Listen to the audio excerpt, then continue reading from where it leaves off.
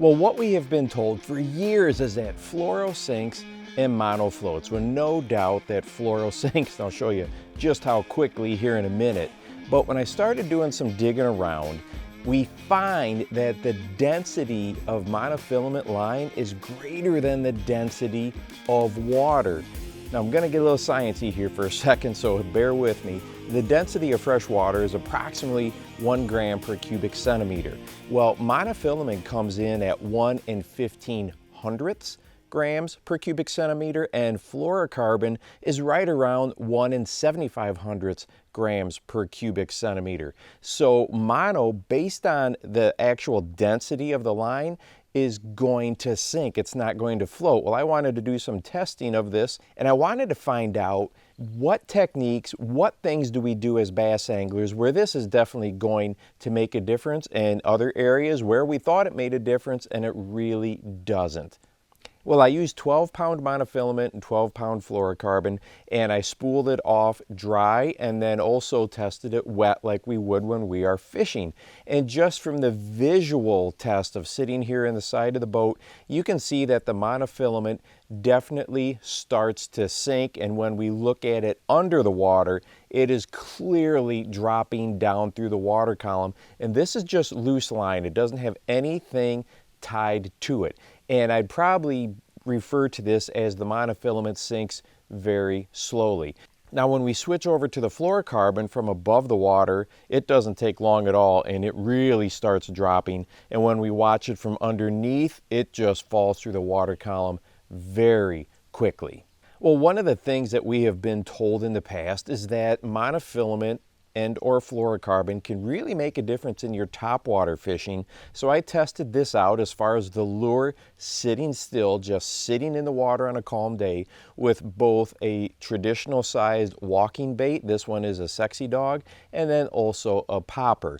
And when I've got the monofilament on these, both on the walking bait and the popper, it sits in the water like we would expect it to. It's got that nose up just a little bit, going to give us as anglers the best opportunity to work the lure efficiently.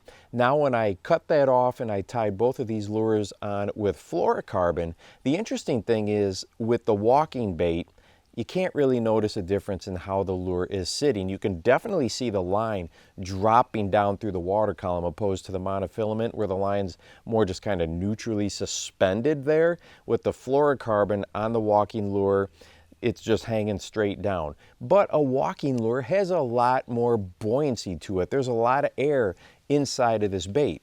Now when we switch over to the popper, this is where it becomes definitely noticeable. You can see here that the popper on the fluorocarbon is sitting nose down deeper into the water column than with the monofilament. And where you can really see it is if you look at the eye of the lure. With the monofilament, we can see most of the eye. But when we put on the fluorocarbon, not only can we see the entire eye of the popper, we can actually see some of the lure above the eye as well. Well, what about as far as our leaders go? Well, I did a video last fall about Carolina leader material. And the results of that video were between a fluorocarbon and monofilament leader, there was no noticeable difference whatsoever based on the line material. What was much more important as far as keeping that lure suspended off the bottom a little bit was the actual makeup of the lure, whether it was plastisol or elastec, and then the leader length had a much bigger impact than the actual leader material. If you want that lure up off the bottom longer, a longer leader made a noticeable difference. When it comes to using, braid to a leader on your spinning gear or bait cast gear, our leaders aren't that long to where the buoyancy of the line or the lack thereof is going to make that big a difference. Now, if you're using a mainline fluorocarbon, like with those Topwaters or Crankbaits, yeah, that is going to start to make a difference because that fluoro really drops through the water column quickly. And then of course there's a whole nother video that we could do about visibility of the line, light refraction, stretch, all that type of stuff, but that's a topic for another video. I just really wanted to jump into this idea that monofilament is going to stay up on top of the water column. It's just not the case.